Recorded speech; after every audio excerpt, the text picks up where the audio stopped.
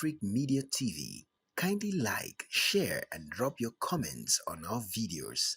Don't forget to subscribe to our channel.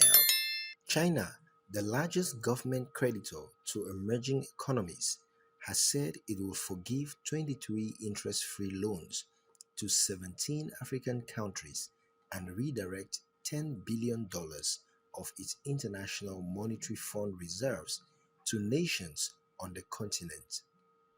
Foreign Minister Wang Yi announced the cancellation in a meeting of the Forum on China-Africa Cooperation, according to a post on the ministry's website.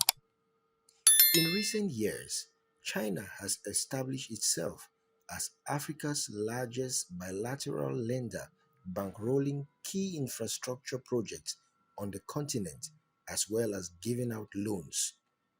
The Asian superpower will also redirect $10 billion of its IMF to the yet unnamed nations on the continent, according to Yi, who spoke at the coordinators' meeting on the implementation of the follow-up actions of the 8th Ministerial Conference on the Forum on China-Africa Cooperation.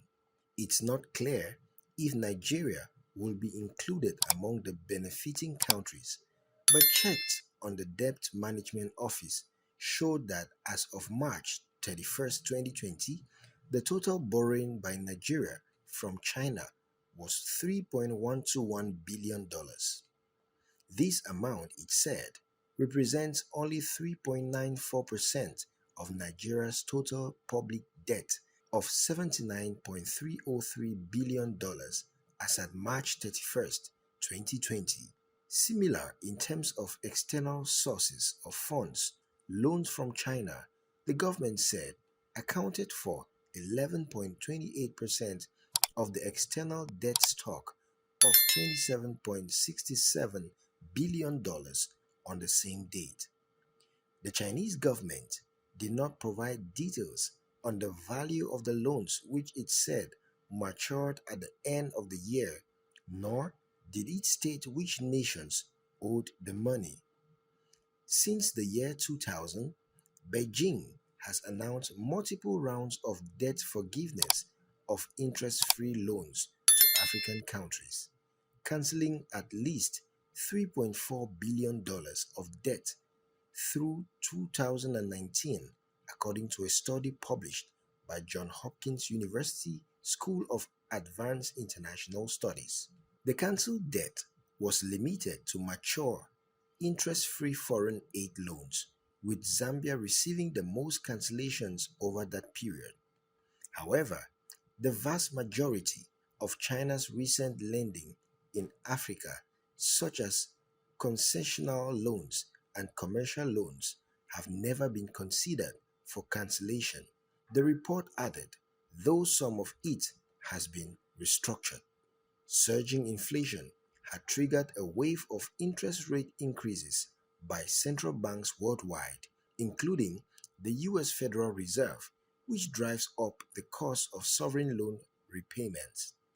Meanwhile, developing nations have amassed a $250 billion pile of distressed debt that threatened to create a historic cascade of defaults by economies that were struggling even before the COVID-19 pandemic. Beijing, which has come under criticism for the West for its lending practices to poorer nations, accounts for almost 40% of the bilateral and non-private creditor debt that the world's poorest countries need to service this year, according to the World Bank. It has helped forge recent debt relief agreements, participating in the group of 20 suspension of repayment during the pandemic.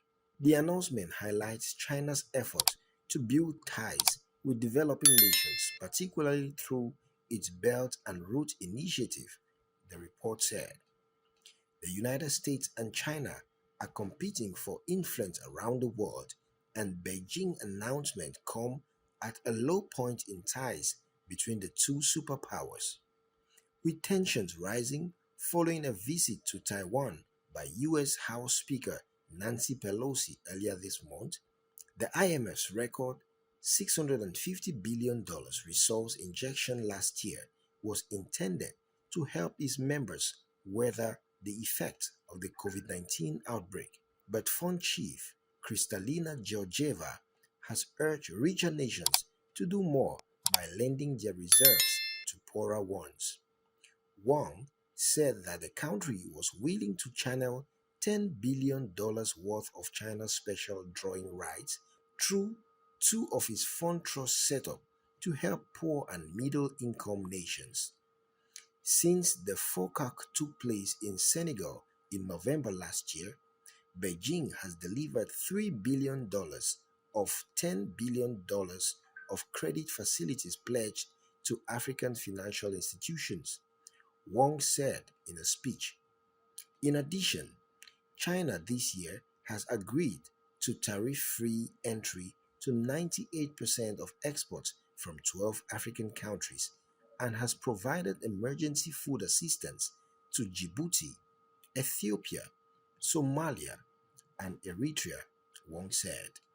Thanks for watching. Like, comment, share, and subscribe to Crafrik Media TV for more informative content. Turn on the notification bell so as to be notified each time we upload fresh content.